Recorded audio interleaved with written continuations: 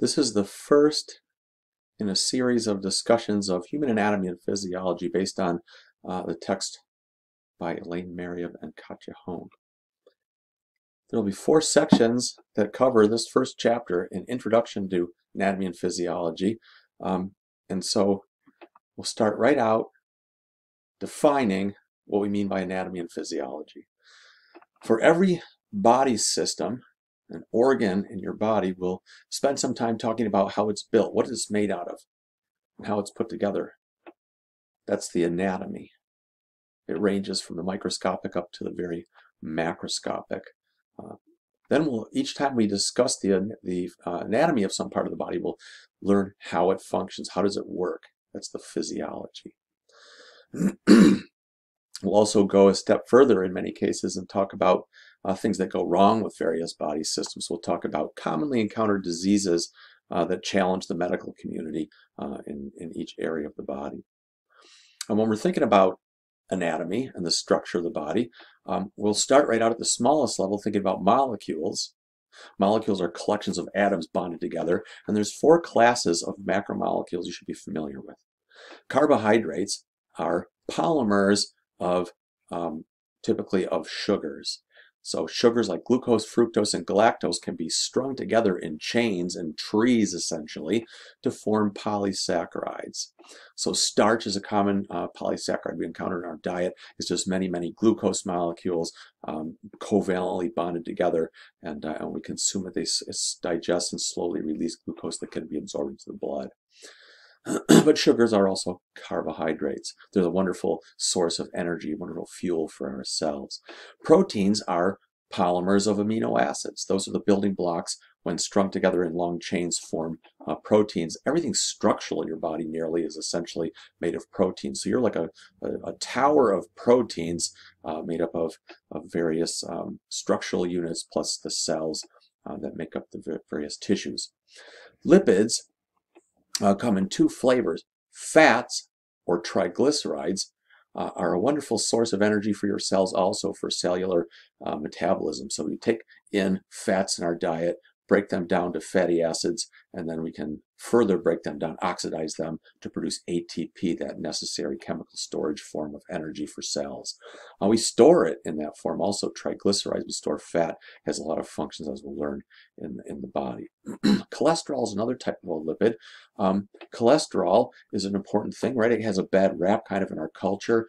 Don't eat cholesterol. Too much cholesterol causes vascular disease. Well, cholesterol is an important component of the cell membrane in every cell in your body. A certain amount of cholesterol is needed every day. Cholesterol is also the starting point for producing certain very, very important hormones. So cholesterol is a good thing, and it's produced amply by your liver. It's also often taken in the diet, and we'll talk more about that at another time. Nucleic acids are polymers of nucleotides. There are 4 nucleotide bases that form DNA and RNA. These are information-containing molecules that essentially contain the recipes for making proteins, the sequence information that allows us to know, your cells to know in what order to fasten together the amino acids to form specific proteins with unique functions. So molecules can be put together to form organelles, subunits of cells. And when you have a certain number of organelles and some other structural proteins, you can form cells. There's about 250 different types of cells in our bodies, and we'll kind of classify those and talk about some types of cells. When you put together a collection of the same type of cell, you have a tissue. So you hear that word a lot. I want you to have that specific definition. It's a collection of similar or identical cells to form some part of an organ. When you put multiple tissues together to form something, to build something in the body, it becomes an organ. So here we see an example is a blood vessel is an organ. It contains a lining of cells. That's one type of tissue. It contains some muscle cells in its wall. It's another type of tissue, and there's a jacket on the outside, so we have multiple tissues, hence we have an organ.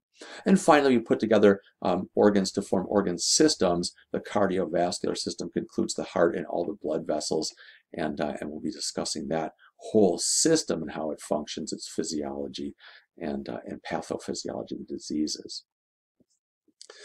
Okay, so that's kind of a breakdown of different levels of organization that we'll want to be keeping in mind whenever we talk about any part of the body. Here's something kind of abstract. What makes something alive? We don't really have a good way of defining what life is. What we can do is say all the living things that we know of exhibit these properties. So this is just kind of something extracted from something you probably learned in general biology. Here are some properties of living things. Everything that's living that we know of is made up of cells. Those are the basic units of life. So individual cells can be alive, and we can assemble a lot of cells together to form an organism. But all the cells will exhibit these properties. There has to be some kind of a boundary that differentiates between the inside and outside, and allows cells to and organ systems to control the internal environment. That's what we'll call homeostasis compared to the outside environment. Movement. There's movement of your body. Some cells can move, can migrate. Muscles allow our bodies to move our skeletons around. The heart moves blood, so we have movement happening. Responsiveness or irritability means that our cells in our body can respond to changes in the external environment. The interior of the body, or the inside of a cell, can be kept relatively constant in terms of conditions in spite of changes on the outside. That's called homeostasis. Digestion. We're going to take in some of those 4 classes of macromolecules, or all of those 4 classes of macromolecules regularly in our diet, and digest them down to those individual subunits: sugars, amino acids, nucleotide bases, and fatty acids, and cholesterol. Absorb them and then distribute them to the cells for use as needed. Metabolism is just a catch-all term that means all of the chemical reactions that happen in cells. There's got to be something happening. There's got to be chemical reactions taking place if something is alive. For example, we have a lot of emphasis today on viruses. Viruses are not alive. They have a lot of maybe components sometimes, but they're not doing anything. There's nothing happening. There are no chemical reactions taking place. They just are at rest until they can enter into a cell, and then they take over some of the cellular functions and make changes, but they're not alive on their own. Excretion, getting rid of wastes after digestion and metabolism. Reproduction, producing offspring or producing identical units of life or of living entities. And growth means getting larger. So those are things to kind of differentiate between multiplication versus enlarging growth. So those are some properties of living things. Here's a schematic diagram I think makes an excellent way of thinking about your body. This tan box represents the outside of your body, your skin essentially. And the organ system's role is to maintain the conditions inside your body. The interstitial fluid bathes all the cells in your body, or most of the cells in your body, and we need to keep the composition and the temperature and so forth of that interstitial fluid constant so that the cells are healthy and happy and have all the energy sources they need and so forth.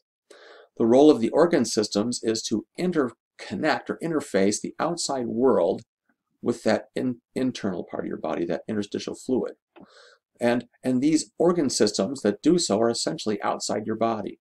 Your digestive system, if you could imagine an abstract idea of being really small and being able to enter into your digestive tract, you could pass through the entire alimentary canal. As long as you don't cross over any boundaries, you'd never have gotten inside the body and then come out the other end. You could enter into all the airways and all the subdivisions of airways into the tiniest air sacs in your lungs. If you don't cross any boundaries, you're technically still outside the body. So the respiratory system is an external organ system, but it does interact with this interstitial fluid. And likewise, the urinary system has some plumbing, which is essentially exterior to your body, but it interacts with the interstitial fluid. How? The intermediary is the blood. The blood connects these external organ systems with the interstitial fluid and allows us to bring in nutrients from our diet and introduce it into the interstitial fluid. Take cellular wastes and remove them from the interstitial fluid, transport in the blood to the kidneys and to be removed from the body. Bring in oxygen from the atmosphere and introduce it into the blood, and then therefore thereby deliver it to all the cells in the body by way of the interstitial fluid. So that's kind of a good way to think about your body and its organ systems in terms of inside versus outside and the boundaries that exist between those. All right, homeostasis, we mentioned that. It's the maintenance of a constant internal environment despite challenges coming from outside your body or outside of a cell. That's homeostasis, that ability to keep things constant. How do we do that? Well, to discuss that, we need a couple of terms. Variables are the conditions that we talk about when we say, well, things remain constant. What things? The temperature, the concentration of glucose, who knows? All different aspects of the internal conditions are called variables. And when variables change, that's known as a stimulus, as we'll see, but the variables are the actual concentrations and temperatures and so forth. The organ systems basically play the role of maintaining those variables within a normal range within your body. In order to do that, sometimes we make value judgments. Sometimes certain variables will be allowed to move outside of their normal range in order to preserve critical variables that your life depends on within their normal range. So sometimes, clinically, what we're doing is we're looking for a patient history and making some measurements to discover some variables that are way out of their range. And in addition to listening to the complaints of the patient, we can then deduce what was wrong with some other system which appears to be in the normal range of its variables that required some of those value judgments to be made. So that's part of what clinical diagnosis is all about, looking for unusual values of variables and trying to figure out what was the original change or problem or homeostatic imbalance, it's sometimes called. Oops, looks like I got a duplication. So before we go any further talking about how we maintain those variables, I'll just mention the organ systems we're going to study. This semester we'll be talking about the integumentary system, the skin. That's a complex organ system, amazingly, that represents the boundary between the outside and the surface of your body and the inside of your body. We'll be talking about the skeletal system, all the bones that support and protect your organs and also allow you to move around, locomote. We'll be talking about the muscular system that in turn is what converts chemical energy into mechanical work that allows us to move that skeleton. We'll be talking about the nervous system, an overarching regulatory system that controls many of the functions of the body, those skeletal muscles, for example. And then next semester, if you stick with us for the second half of this course, we'll be starting up with the endocrine system and all the hormones. It's another overarching control system that manages many aspects of body function, sort of a slow motion version of the nervous system, but nevertheless very, very important for many aspects of normal body function. We'll talk about the cardiovascular system, how it works, how its variables are maintained, what goes wrong with it oftentimes in our society, in our culture. We'll talk about the immune system that defends us against many various opportunistic organisms that would love to just colonize and basically rot our bodies, just consume us, use us for raw materials for their own energy production and growth and reproduction. We'll talk about the respiratory system and the digestive system, and finally the urinary system. So those are all the systems we'll talk about next semester, and that'll kind of wrap up our course. We will not actually take time to talk about a very interesting system, the reproductive system. As you'll see, we have a pretty heavy responsibility or challenge to get through a good representation of all the organ systems that I just described without entering into the reproductive system. It's a very complex system, or two complex systems unto themselves, and we'll leave that for another more specialized course that may be available to you at a later time if you're interested in that subject. Okay, so how do we maintain the variables? We'll probably stop right here, and for the next section we'll describe a general homeostatic control system that represents the way that your body maintains many, many variables within what we call a normal range.